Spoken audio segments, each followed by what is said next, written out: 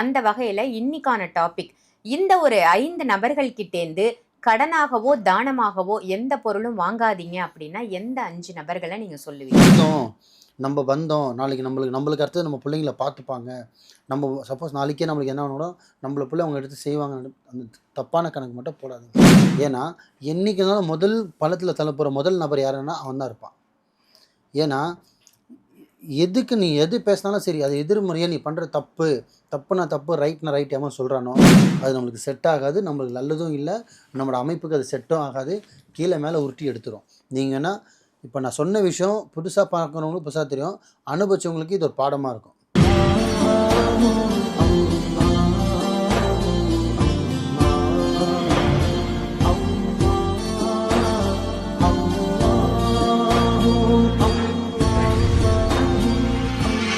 மரிஜன் நேயர்கள் அனைவருக்கும் அன்பான வணக்கங்கள். புயல் காவாங்கரை ட்ரிப்ளம் டவர்ஸ்ல இருக்கக்கூடிய மாலிக் பாய் அவர்களை தான் சந்திக்க வந்திருக்கோம். வணக்கம் பாய். வணக்கம்மா.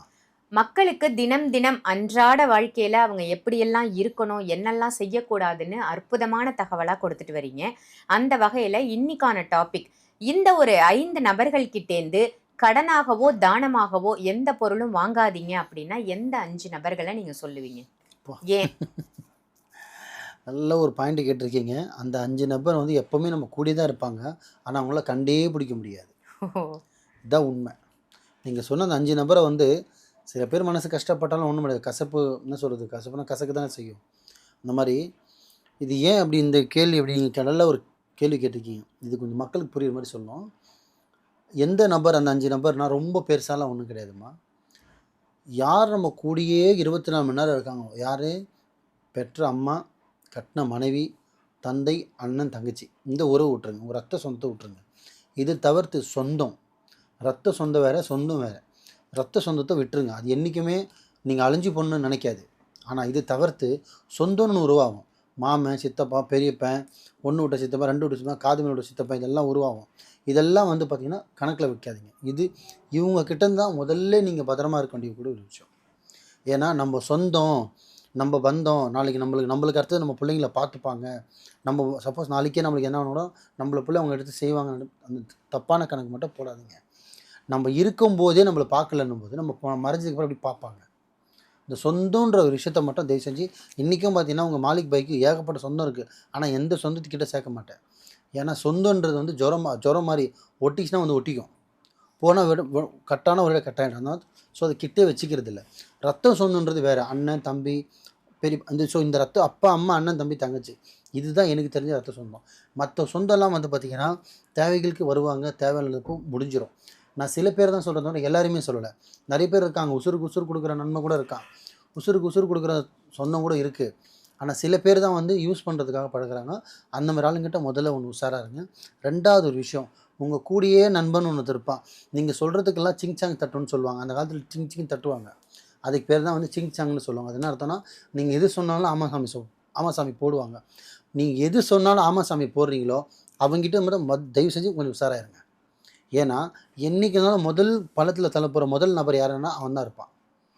ஏன்னா, எதுக்கு நீ எது பேசினாலும் சரி, அது எதிர்மறையா நீ பண்ற தப்பு, தப்புனா தப்பு, ரைட்னா ரைட் எவன் சொல்றானோ, அவன் என்னைக்குமே உங்கள பள்ளத்துல தள்ள மாட்டான்.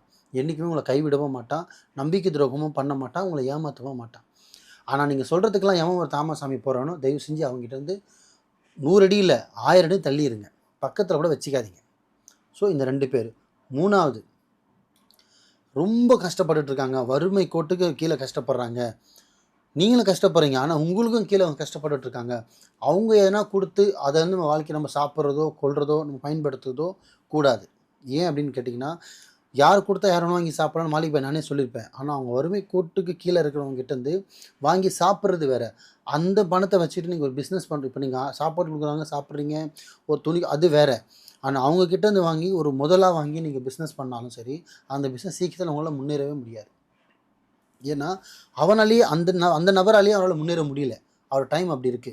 அப்ப அவர்கிட்ட இருந்து அந்த காச வாங்கி நீங்க முன்னேறணும்னு நெனச்சா, முன்னேற முடியாது. கம்பல்சரி தடங்கலாகி நிக்கும். இதுக்கு வந்து குடுக்குறவன் தப்பான எண்ணத்துல குடுக்குறதில்ல. அவங்க டைம் சரியில்ல. அவங்ககிட்ட இருந்து காசு வாங்கி நீங்க ஆரம்பிச்சா, உங்களோட சுத்தமா அந்த தடங்கல் வந்து நின்றும். ஸோ, வறுமை கோட்டுக்கு கீழ இருக்கிறவங்க கிட்ட இருந்து காசு வாங்கி எந்த ஒரு தொழிலும், பிசினஸும் முன்னேற்றமா போடாதீங்க. பார்ட்னராவும் வைக்காதீங்க. ஸோ 3 விஷயம். 4வது யார்கிட்ட வந்து பார்த்தீங்கன்னா, இந்த இறந்து போயிருப்பாங்க உங்கள் சொந்தத்துலேயோ ரத்த சொந்தமோ இல்லை சொந்தத்துலேயோ இறந்து போயிருந்தாங்கன்னா, அவங்க இறந்துட்டாங்க, அவங்க துணி இருக்குது, அதை நான் பயன்படுத்தலாமான்னு கேட்டால் பயன்படுத்தக்கூடாது. அவங்க இறந்துட்டாங்க, அது ஆசையாக வச்சுருந்த பைக்கோ கார் இருந்தால் அதை நான் பயன்படுத்தலாமான்னா பயன்படுத்தக்கூடாது. அப்பாவோ அம்மாவோ அண்ணனோ தம்பியோ இருந்தால் நீங்கள் அதை பயன்படுத்தலாம், அதில் மாற்று கருத்து கிடையாது. நான் சொல்கிறது நண்பனோ சொந்தமோ சொந்தன்ற பேரில் இருந்தாங்கன்னா தயவு செஞ்சு பயன்படுத்தாதீங்க. அது நம்மளுக்கு செட் ஆகாது, நம்மளுக்கு நல்லதும் இல்லை, நம்மளோட அமைப்புக்கு அது செட்டும் ஆகாது, கீழே மேலே உருட்டி எடுத்துரும். நீங்கன்னா இப்போ நான் சொன்ன விஷயம் புதுசாக பார்க்குறவங்களுக்கு புதுசாக தெரியும், அனுபவிச்சவங்களுக்கு இது ஒரு பாடமாக இருக்கும். நிறைய பேர் அனுபவிச்சிருப்பாங்க, இறந்ததுக்கப்புறம் சும்மா தானே இருக்குது, நம்ம எடுத்து ஓட்டலாம், அவன் ட்ரெஸ்ஸு சைஸ் தான் நம்ம போட்டுக்கலாம். திருப்பி சொல்கிறேன், அண்ணன் தம்பி அக்கா தங்கச்சி அப்பா அம்மா இது வேறு.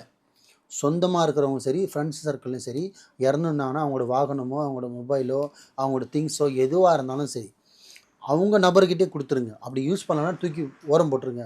உங்களுக்கு போட மனசெல்லாம் எடுத்து மூட்டை கட்டி வச்சுருங்க. ஆனால் தயவு செஞ்சு யூஸ் பண்ணாதீங்க. 4 5வது விஷயம், உங்கள் காது பட உங்களுக்கு யார் ஒருத்தர் அன்றைக்கி ஃபஸ்ட்டு சொன்னேன் இல்லையா, யார் உங்களை முதல்ல சிங்சாங் தட்டணும் அவங்ககிட்ட தள்ளி இருக்கணும். அதே மாதிரி உங்களுக்கு யார் ரொம்ப போராமப்படுறான், உங்களை பார்த்தாலே வயிற்றுச்சல் போராமப்படுறான்னா தயவு செஞ்சு அவங்க முன்னாடி மட்டும் நீங்கள் நான் தான் அப்படின்ற மட்டும் காமிச்சிக்காதீங்க. ஏன்னா ஒரு நாள் பறி ஒரு நாள் வராது. கண்ணு வைக்க ஒரு கண் திஷ்டியே மனுஷனை அழிச்சிடும். ஸோ அந்த மாதிரி நபர் இந்த போராமப்படுறான்னு ஒருத்தர் இருந்தால் நான் உங்கள் குரூப்பில் முதல்ல நீங்கள் கட் பண்ண நபர் அவன் தான் இருக்கணும். ஏன்னா போராம என்பது பார்த்திங்கன்னா ரொம்ப பெரு நஷ்டம்னு சொல்லுவாங்க.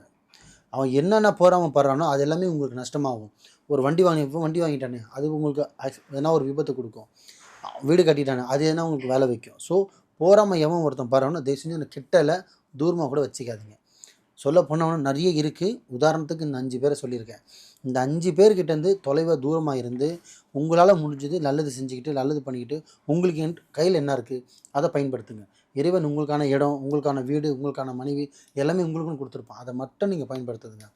அது தவிர தேவைக்கு வாங்கலாம், சும்மா தானே நிற்கிது, நம்ம யூஸ் பண்ணலாம், இந்த மாதிரி மற்றவங்களோட பொருளோ மற்றவங்களோட விஷயத்தை நம்ம பயன்படுத்தோம்னா அது நஷ்டமாக லாபமானா 100க்கு 100% நஷ்டம். லாபத்தில் முடியாது. ஏன்னா அது உங்களுதானது கிடையாது. திருப்பி இன்றைக்கெல்லாம் நாளைக்கு அதை அவங்ககிட்ட போயிடும். அது உங்கள்கிட்ட என்ன இருக்கோ, அது பணமோ நகையோ பதவியோ என்ன இருக்கோ உங்களுது நீங்கள் வச்சுட்டு பயன்படுத்திங்கன்னா அது இனிமேல் உங்கள் கையில் மட்டும் இருக்கும், யாரும் வாங்க மாட்டாங்க. இது மட்டும் ஃபாலோ பண்ணுங்கள். நல்லதே நினைங்க, நல்லதே செய்யுங்க, நல்லதே நடக்கும். ரொம்ப சிறப்பு பாய். ரொம்ப அற்புதமாக சொன்னீங்க. இந்த நபர்கள்கிட்டேருந்து எந்த பொருளும் வாங்காதீங்க, அது மட்டும் இல்லாமல் இவங்க கிட்ட கொஞ்சம் தள்ளியே இருங்க அப்படின்ற மாதிரியும் சொல்லியிருக்கீங்க. ரொம்ப அற்புதமான பதிவு. நன்றி பாய். நன்றிம்மா.